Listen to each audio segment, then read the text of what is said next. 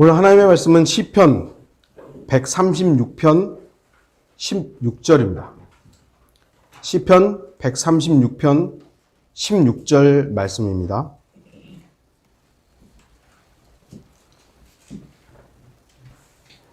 제가 말씀을 읽도록 하겠습니다. 자기 백성을 인도하여 광야를 통과하게 하신 분께 감사하라. 그의 자비가 영원히 지속됨이라. 오늘 말씀의 제목은 광야 학교입니다. 학교라는 건 뭔가를 배우는 곳이죠. 그렇지만 학교에 계속 머무는 것이 아니라 졸업이 있습니다. 통과하는, 여기서 보면 광야를 통과하게 하신, 통과한 겁니다. 왜 하나님께서 우리를 광야에 두시고 광야에서 배우게 하시고 광야를 통과하게 하셨는 것인가?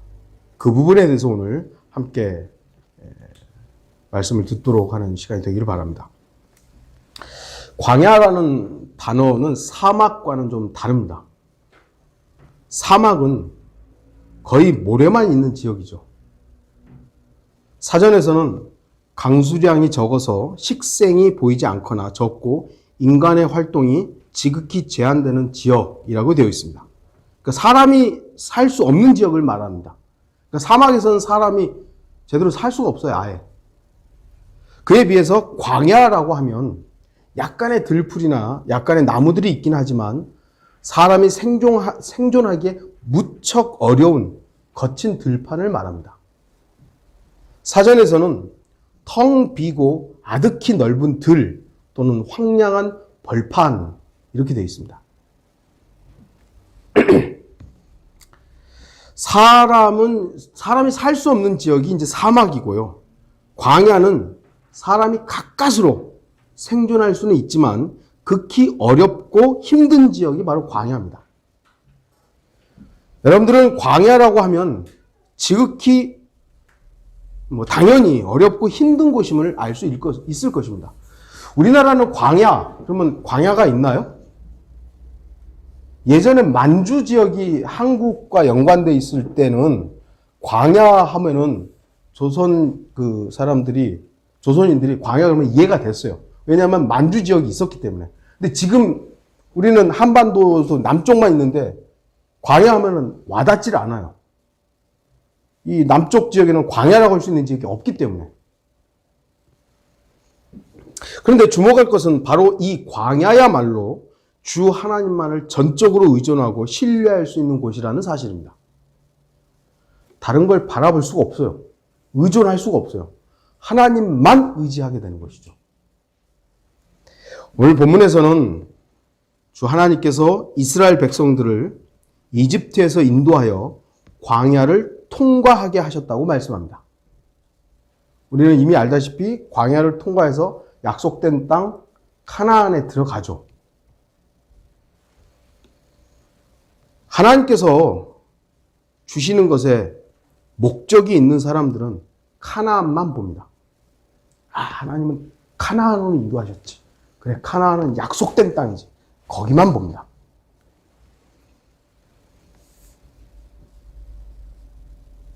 하지만 하나님이 목적인 사람은 광야도 볼 줄 압니다. 왜냐하면 광야 역시 주 하나님께서 자신을 위해서 마련한 장소이기 때문입니다. 우리의 삶이 하나님이 주시는 것에 목적이 되어 있는 사람의 삶의 방향과 어떤 삶의 모습과 하나님이 목적인 사람의 삶의 모습은 다릅니다. 그러니까 하나님께서 주시는 것이 목적인 사람이 그것은 하나님이 주신 복에만 관심이 있는 거죠. 근데 하나님이 목적인 사람은 하나님이 어떤 걸 줘도 상관없어요. 어떤 걸 주시든 고난이 되었든 심지어는 그것이 죽음이 되었든 하나님이 주셨다면 아멘, 감사하는 거죠. 저와 여러분들은 뭐가 목적입니까? 하나님이 주시는 겁니까? 하나님입니까? 저와 여러분들은 하나님이 목적인 삶을 살기를 바랍니다. 시편 136편은 1절부터 9절까지 우주의 창조주에 대한 찬양이 나옵니다. 나중에 한번 읽어보십시오. 그리고 10절부터 이스라엘 백성들에 대한 민족적인 다루심이 나오고 있죠. 그리고 이제 그 내용의 마지막 부분으로 볼 수 있는 것이 끝까지 이스라엘 백성들을 돌보시는 주 하나님에 대한 찬양이 나옵니다.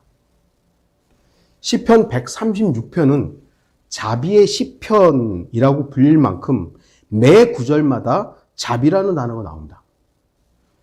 여러분 1절부터 쭉 한번 나중에 보시면 매 구절마다 자비가 나와요. 자비. 그만큼 하나님께서는 이스라엘 백성들에게 절대적인 자비를 베푸셨다는 것을 알 수 있습니다. 다시 한번 말씀드리지만 자비란 단어가 어떤 의미입니까? 당연히 징계를 받아야 돼요. 그런데 그 징계를 하나님께서 철회해 주신 거예요. 그게 자비예요.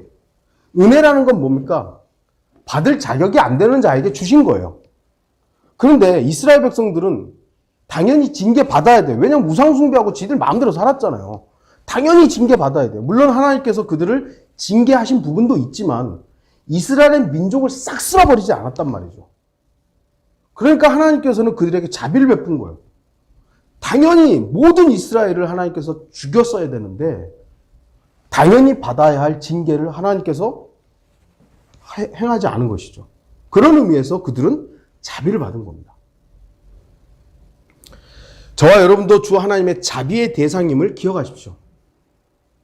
이 사실을 인정한다면 시편 136편이 이스라엘에게만 해당하는 것이 아니라 바로 저와 여러분에게도 의미가 있다는 것을 알 수 있을 것입니다. 한번 생각해 보세요. 저도 그렇지만 여러분도 우리가 지난 한 주간 살았던 것을 돌이켜보면 당연히 하나님께서 우리를 죽여도 아무 말 못할 겁니다. 당연히 난 죽어도 할 말 없는 사람이죠. 근데 하나님께서 살려주신 거예요, 지금까지.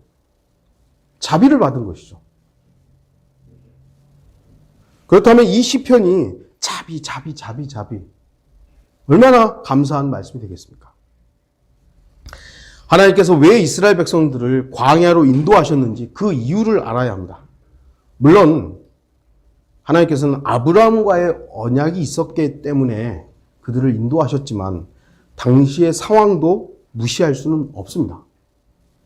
출애굽기 2장 23절에서 25절을 보시면 세월이 지나서 그 이집트 왕은 죽고 이스라엘 자손들은 노예 생활로 인하여 탄식하여 부르짖으니 노예 생활로 인한 그들의 부르짖음이 하나님께 상달되어 하나님께서 그들의 신음소리를 들으시고 하나님께서 아브라함과 이삭과 야곱과 맺은 그의 언약을 기억하시더라. 하나님께서 이스라엘 자손들을 굽어보셨으며 하나님께서 그들에게 관심을 가지셨더라. 이스라엘 백성들은 400여 년이 넘는 동안 노예 생활로 지쳤습니다. 그들은 탄식했어요. 하나님 우리 죽겠습니다. 그러니까 하나님께서는 그 탄식을 들으셨습니다. 그러나 그들은 400여 년이 넘는 그동안 나름대로 이집트 생활에 익숙해져 있었습니다.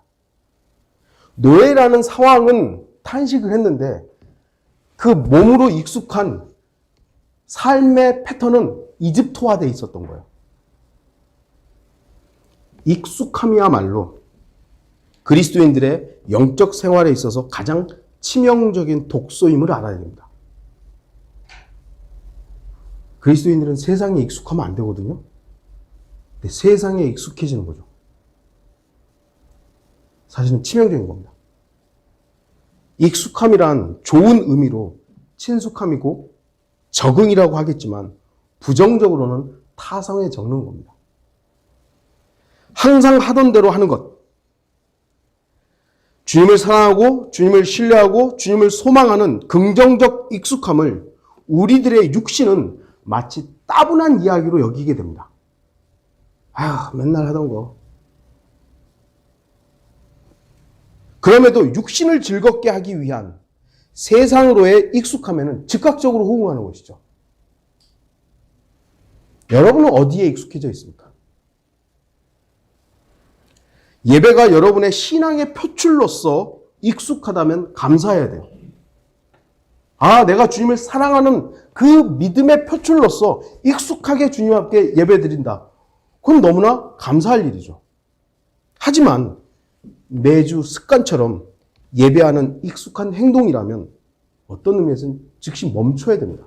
습관처럼 여러분들이 이 자리에 와서 앉아 있다면 그걸 과연 하나님께서 뭐라고 하실 것인가?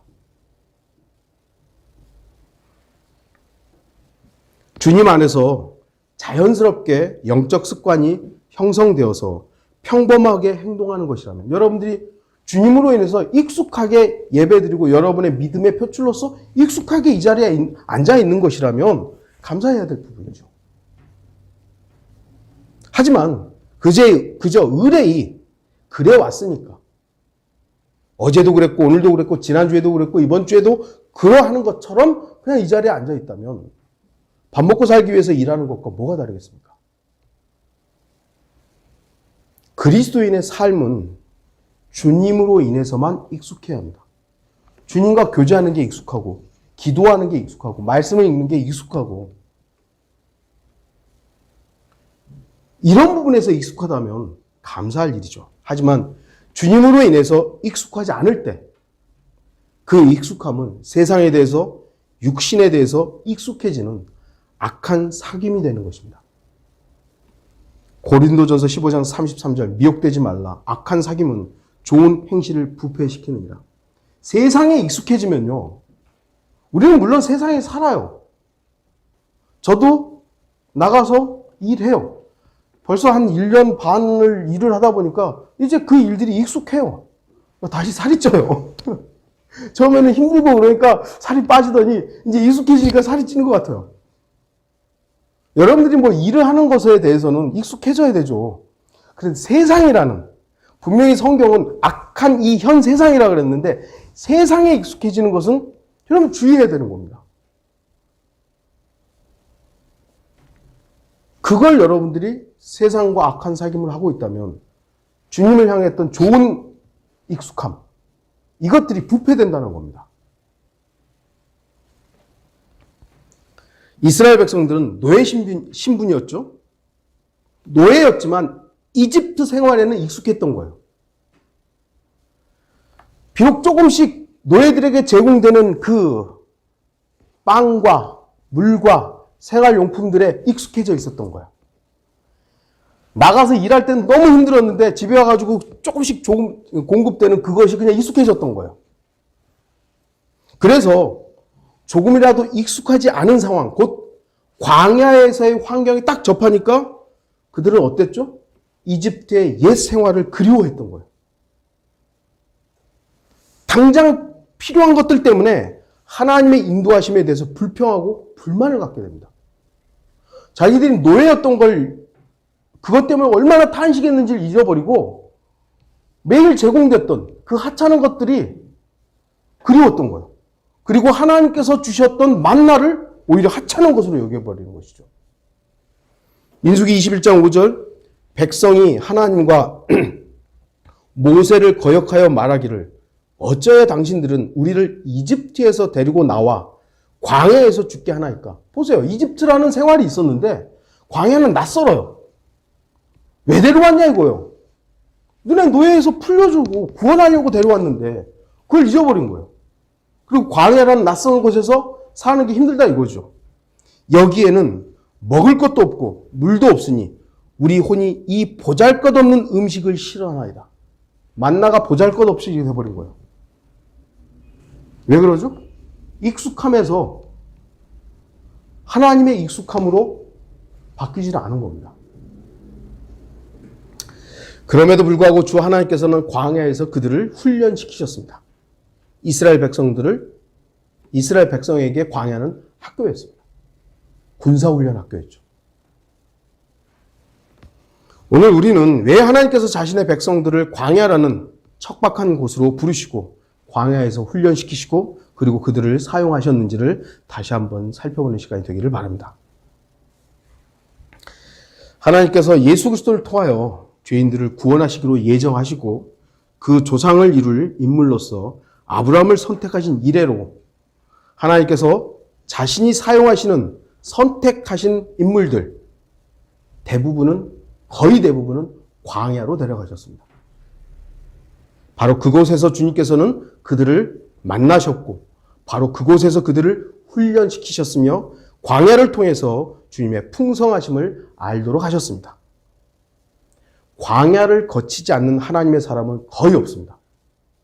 여러분들이 오늘 지금 보겠지만 대부분의 믿음의 사람이라고 불렸던 사람, 믿음의 조상이라고 불렸던 사람들은 거의 다 광야를 통과합니다. 아브라함은 당시에 칼데아 우르라면 최첨단의 문명에 있었던 곳이에요. 메소포타미아 지역이죠. 메소포타미아 문명, 아마 여러분도 배우셨을 거예요. 비옥한 농경 지역에 살았습니다. 근데 거기를 뒤로 하고 나오라 이거예요. 그리고 아브라함이 살았던 곳은 가나안 땅이지만 당시에는 광야예요. 조성되어 있던 곳이 아니에요, 그냥. 느헤미야 9장 7절, 주는 주 하나님이시니 주께서는 아브라함을 택하셔 칼데아 우르에서 인도하여 내시고 그에게 아브라함이라는 이름을 주셨으며, 칼데아 우르에서 데리고 나오셔서 어디에 살게 한 거예요? 장막에서요. 텐트에서 살게 하신 거예요. 분명 아브라함이 가야 할 곳은 약속의 땅이었습니다. 하지만 아브라함이 실제로 살았던 곳은 광야와 같은 곳이었습니다. 창세기 12장, 13장, 17장에 아브라함의 언약은 미래에 대한 약속이었어요. 미래 예언이죠, 예언. 그러니까 너에게 복을 주겠지만 이 땅과 민족적인 번영은 네 자손이다, 네 후대다. 이렇게 약속하신 거예요. 그러니까 아브라함에게 현재의 보장은 아니었던 겁니다. 물론 아브라함은 복을 받아서 현재의 삶도 풍성했지만 우리가 볼 때는 저 광야에서 텐트 생활하는 거예요. 아브라함은 광야에서 지내야 했고 광야에서 하나님을 경험하며 바로 그 광야에서 복의 통로가 되기 위한 연단의 과정을 거치게 되었던 것입니다. 아브라함은 하나님께로부터 그 넓은 가나안 땅을 약속받았지만 그가 실제로 지냈던 곳은 단지 조금 큰 장막에 불과했습니다. 얼마나 컸는지는 모르겠습니다만 텐트가 커봐야 얼마나 크겠어요. 그럼에도 아브라함은 믿음의 조상이라고 불리게 됩니다. 왜 그렇죠? 광야라는 학교에서 배웠기 때문입니다. 광야를 통과한 겁니다. 이삭도 아버지의 뒤를 이어 광야에서 장막을 치고 살았습니다. 분명히 주변에는 성읍들이 형성되어 있었고 몇몇 도시들은 커다란 세력을 가지고 있었음에도 불구하고 하나님께서는 아브라함도 이삭도 도시에서 사는 것을 허락하지 않으셨습니다. 물론 그렇다고 해서 우리도 이제 도시를 떠나서 시골에 살아야 돼. 그걸 얘기하는 게 아닙니다. 하나님께서 우리에게 또 주어진 환경과 여건들이 다르기 때문에 구분을 해야 되지만 아브라함과 이삭과 그 후대들이 도시를 하나님께서 허락하지 않았다는 겁니다. 하나님께서는 그들을 광야에서 장막을 치고 살도록 하셨습니다. 목동으로 살게 하신 거예요. 반면 롯은 어땠습니까? 소돔과 고모라라는 도시에 살게 됩니다. 그래서 어쨌죠? 패가 망신했죠.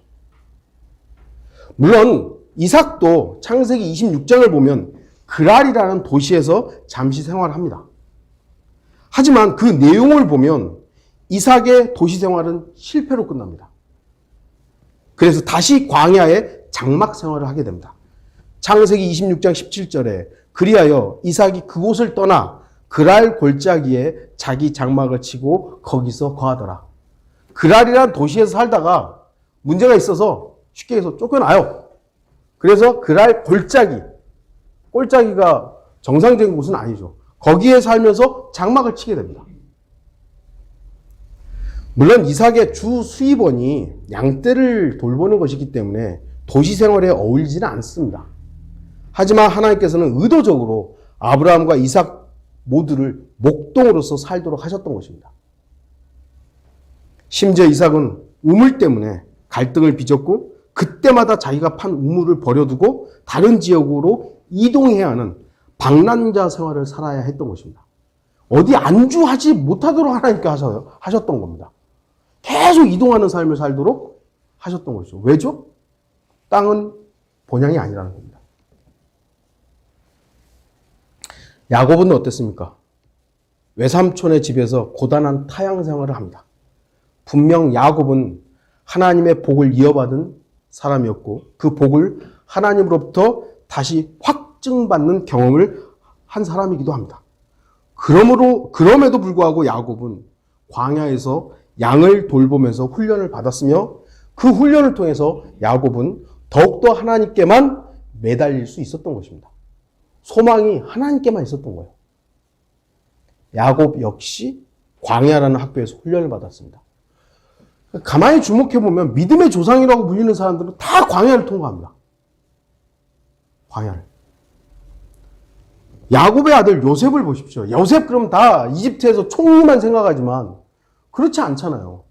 요셉이 통과했던 과정들을 한번 생각해보면 광야를 통과한 것입니다. 그리고 요셉의 죽을 때 유언이 뭐예요? 자기 뼈 이집트에다 놔두지 말고 가나안 땅으로 옮기라고. 가나안 땅은 어떤 곳입니까? 광야예요. 창세기 50장 5절에 내 아버지께서 나로 맹세하게 하여 말하기를 보라 내가 죽거든 가나안 땅에 내가 파놓은 내 무덤에다 장사하라 하셨으므로 간구하오니 이제 나로 올라가서 내 아버지를 장사하게 하소서 그리고 나서 내가 다시 오리이다. 가나안 땅에 자기를 장사해달라고 그러죠. 요셉은 자신이 있어야 할 곳이 이집트가 아닌 하나님께서 약속하신 땅, 곧 그 시대에는 광야와 같은 가나안 땅이었던 것입니다. 모세는 어떻습니까? 이집트의 궁전에서 나와서 미디안 광야에서 40년을 생활합니다. 40년을 이집트 궁전에서 생활을 하고 40년을 광야에서 생활합니다. 그 후에 모세는 이스라엘 백성들을 인도하면서 어디에 살았죠? 광야에서 살았습니다. 광야에서. 그리고 약속된 땅을 앞에 보고 들어가지도 못하고 광야에서 죽습니다. 이스라엘의 두 번째 왕이 있죠. 누굽니까? 다윗입니다. 다윗은 광야를 거치며 시련 가운데 하나님을 더 깊이 만났습니다. 다윗의 시편 어디서 썼다고 생각하세요? 시편 궁전에서 썼다고 생각하세요? 아니에요. 쫓겨다니면서 썼고 죽음의 위험 가운데 있었고 그렇게 위급한 상황에서 나왔던 시편이 대부분입니다. 궁전에서 쉽게 편하게 살면서 그런 시편을 쓴 게 아니에요. 사람들이 착각하고 있는 거예요. 우리가 언제 하나님께 진정한 찬양을 드립니까? 물론 편안할 때 하나님을 찬양하는 것 참 의미가 있죠. 근데 정말로 감사하고 하나님을 영화롭게 하는 부분들을 가만히 보면 오히려 어려울 때예요. 고난 가운데 있을 때예요. 광야를 통과할 때 하나님의 신뢰가 더 절대적이더라고요. 그래서 그런 의미에서 하나님은 우리를 광야로 인도하시는 겁니다. 다윗의 시편을 통해서 다윗이 얼마나 주 하나님을 전적으로 신뢰했는지 확인할 수 있죠. 다윗은 비록 사무엘을 통해 기름 부음을 받았지만 당시 왕이었던 사울의 시기와 질투로 인해 광야에서 도망자 생활을 했습니다. 하나님께서 다윗에게 주신 혹독한 광야에서의 훈련, 그 훈련이 사울처럼 안 되게 했던 것이죠. 사울은 그런 훈련을 받지 않았어요. 어떤 의미에서는 사울은 그런 훈련을 받지 않아서 하나님과의 직접적인 관계가 제대로 형성이 안 됐던 것이죠. 그런데 다윗은 광야에서 생활한 거예요. 그러면서 하나님과 직접적인 교제와 시편을 쓰면서 하나님을 높이고 하나님을 찬양하고 그런 관계가 되니까 사울처럼 어리석은 행동들을 안 했던 것이죠. 여러분의 믿음, 여러분의 신앙은 편안한 안방에서 입증되지 않습니다. 그리스도인의 믿음, 그리스도인의 신앙은 광야 학교를 통해서 아름다운 향기로 드러난다는 사실을 기억하십시오. 제가 짧은 글을 썼습니다만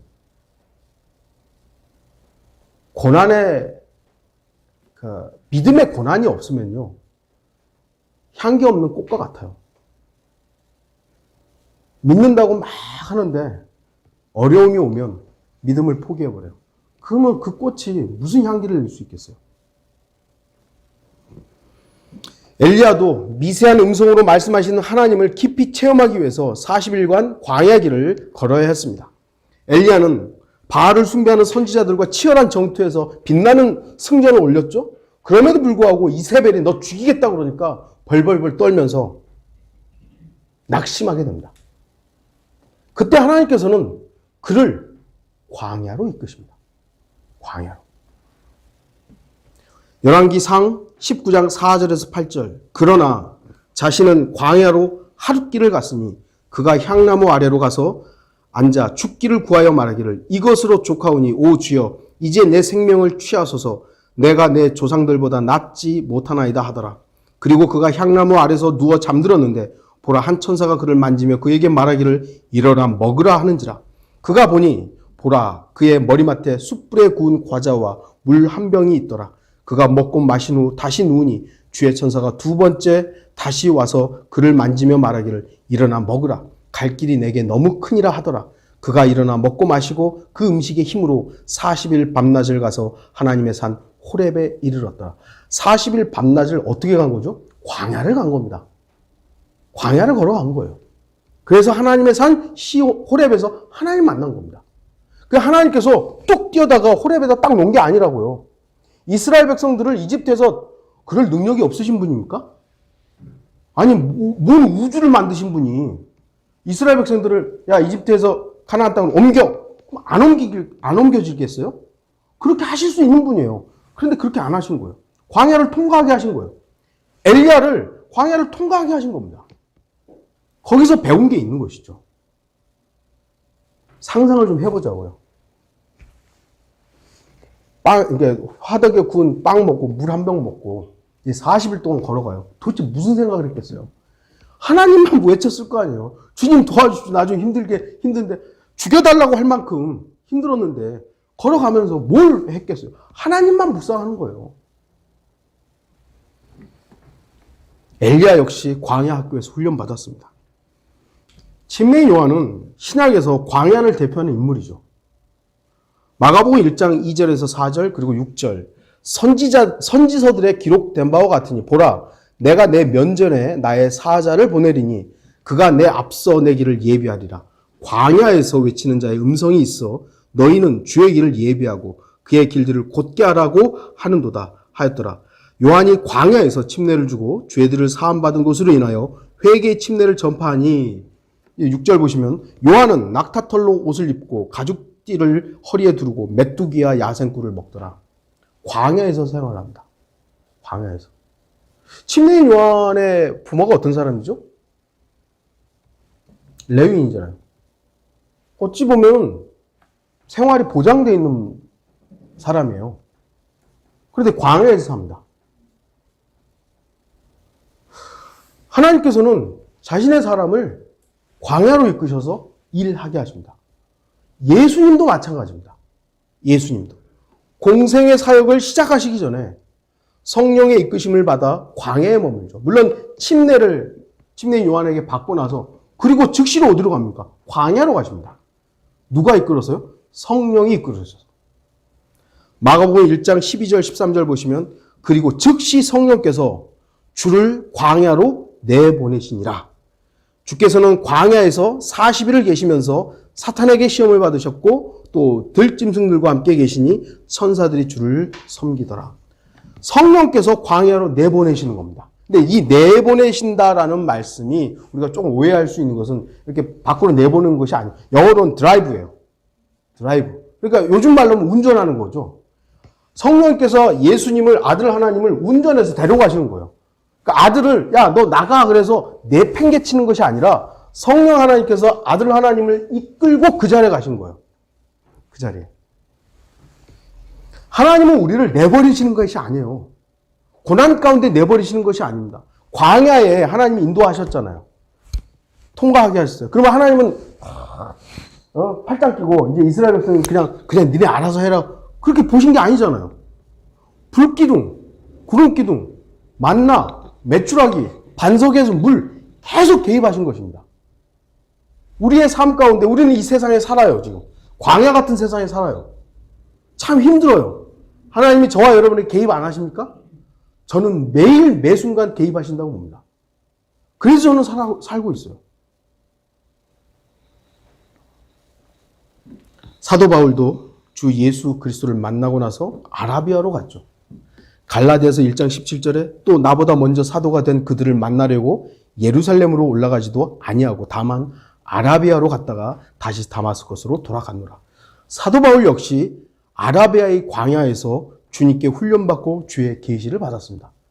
사도 바울은 이 부분에서 구체적으로 말씀을 안 했기 때문에 간단하게 넘어가고 있지만 광야라는 곳에서 훈련받은 것만큼은 맞습니다.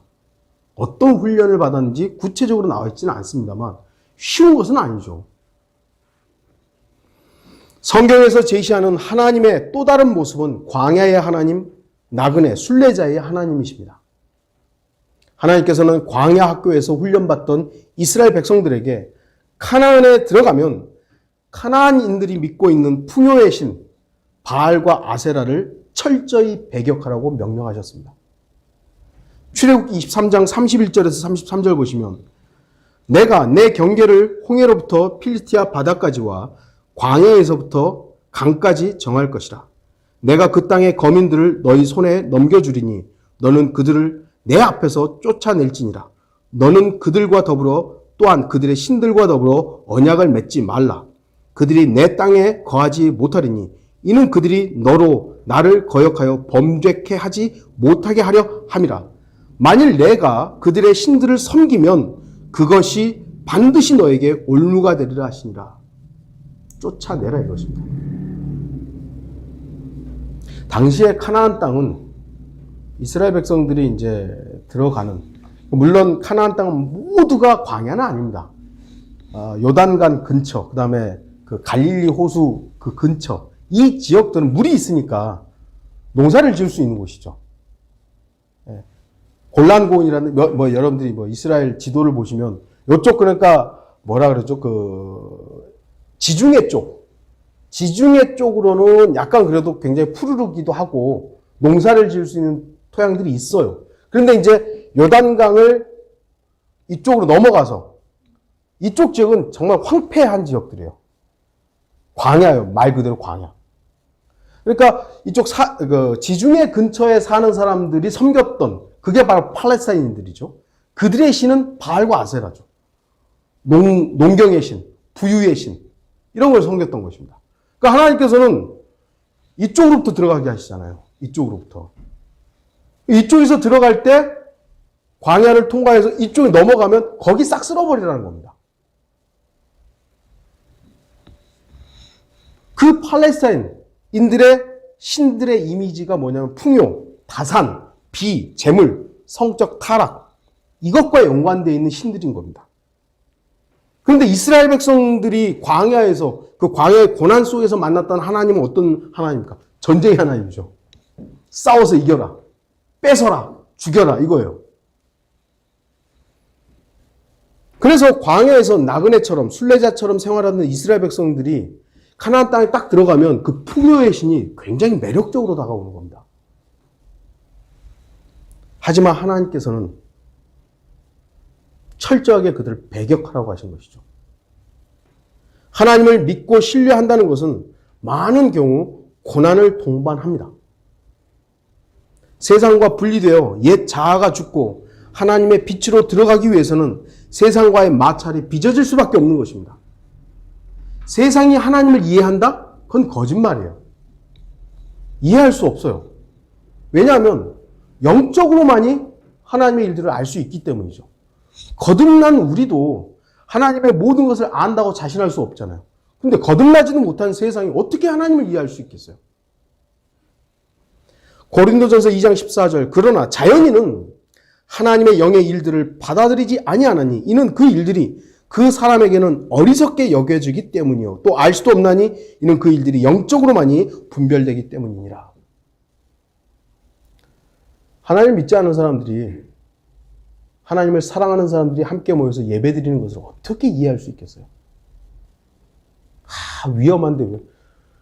물론 위험할 수 있죠. 위험할 수 있죠. 그러나 우리는 하나님을 목적으로 사는 사람들이에요. 왜 하나님께서 자신의 백성들을 광야로 인도하시고 광야에서의 배움을 허락하셨겠습니까? 하나님만 바라보라는 것이죠.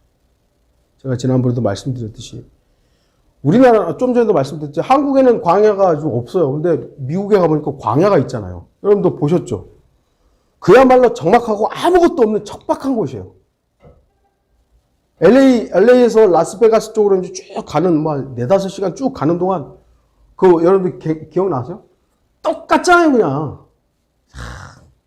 거기서는 사막이라고 표현하지만, 그냥 광야예요. 나무도 좀 보이기도 하고, 돌도 보이기도 하는데, 거기 아마 우리를 내려놓으면은, 예전에 김경호 목사님 그런 얘기 하셨어요.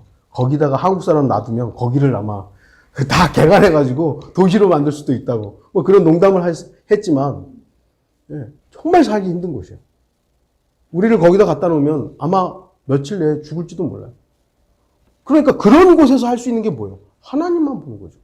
하나님만 의뢰하는 거예요. 광야에서 이스라엘 백성들이 할 수 있는 게 뭐예요? 피 달라고, 물 달라고, 먹을 거 달라고, 고기 달라고. 하나님이 주시지 않으면 생존할 수가 없는 겁니다.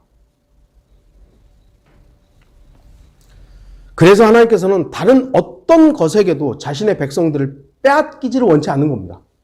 이스라엘 백성들이 가나안 땅에 가지고 여기 또 다른 신이 있네? 그걸 원하지 않는 거예요. 그래서 쫓아내라는 것이죠. 근데 그렇게 했습니까? 안 했죠. 그들이 이집트에 익숙한 것을 가나안 땅에 익숙한 것으로 바꿔버린 거예요. 결국 하나님께서는 그 팔레스타인들을 이용해서 이스라엘을 징계하셨죠. 우리가 세상에 익숙해지잖아요. 세상의 것들로 하나님께서 우리를 연단하시는 겁니다. 세상의 것들이 우리를 찌르는 겁니다. 돈이 우리를 찌를 수 있고요. 명예가 우리를 찌를 수 있고 사람들과의 관계가 우리를 찌를 수 있는 것이죠. 하나님 자신만이 우리의 전부가 되시기를 원하는 겁니다. 하나님께서는 그 사실을 가르치시기 위해 광야 학교로 이끄시는 겁니다. 결론을 맺겠습니다. 우리는 광야라는 학교에서 주 하나님만을 의지하는 법을 배워야 합니다. 이스라엘 백성들에게 불기둥과 구름기둥으로 인도하셨던 하나님을 우리 역시 믿죠? 여러분들 믿으십니까? 하나님께서 이스라엘 백성들을 광야에서 불기둥, 구름기둥, 만나와 메추라기 하고 들어가지고 다 외우고 있잖아요. 그걸 실제로 믿느냐는 겁니다. 전적으로 우리를 인도하시는 주 하나님의 이끄심에 따라 살아야 합니다. 내가 정한 길이 아니라 주 하나님께서 가라고 하고 멈추라고 하고 그러면 그렇게 해야 되는 그 부분들을 배워야 합니다. 광야에서 이스라엘 백성들 그걸 배운 거거든요. 싸우라면 싸우고 멈추라면 멈추고 가라면 가고 먹으라면 먹고 쉬라면 쉬고 그래서 그들은 주님의 공급의 풍성함을 경험한 겁니다. 그들은 풍성하게 먹었어요. 옷이 헤어지지도 않고 신발이 헤어지지도 않는 그런 경험을 한 겁니다. 근데 아까도 말씀드렸듯이 이집트의 익숙함에 자꾸 끌려가는 그 육신 때문에 결국 그들은 불평이 남아있었던 것이죠. 우리도 똑같아요. 세상의 익숙함 때문에 하나님이 주시는 공급들을 감사하지 않는다면 우리 역시 그것을 배운 게 없는 것이죠.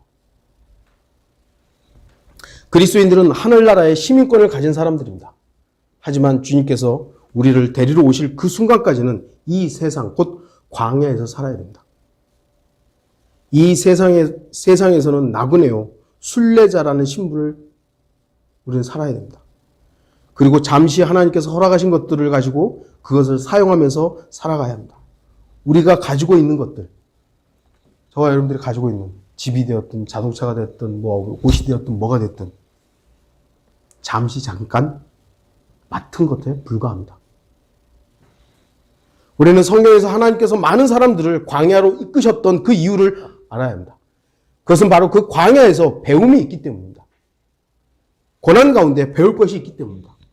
하나님께서 지금 우리를 아직 데려가지 않으시고 이 땅에 남겨놓으신 이유가 있습니다.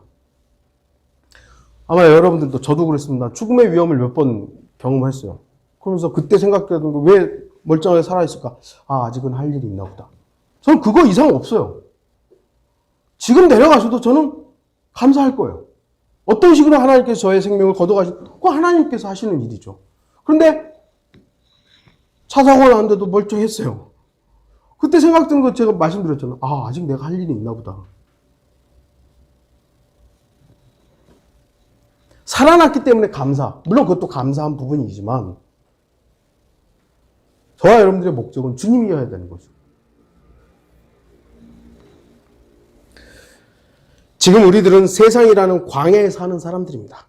이스라엘 백성들은 이집트에서 노예였지만 그들의 생활은 이집트에 익숙해졌습니다. 그리스도인은 이 세상의 나그네입니다. 나그네가 이 세상에 익숙해지는 것은 정상적이지 않습니다. 세상이 우리들의 집이라고 생각해서는 안 됩니다. 우리는 광야에서 잠시 살아야 합니다. 우리 앞서 갔던 믿음의 선진들이 광야에서 배웠던 것들을 우리들 역시 배움으로 오직 주 하나님께만 신뢰를 두고 오직 주 하나님만 바라보고 살아가는 모든 성도들이 되기를 바라는 것입니다. 다 같이 기도하시겠습니다.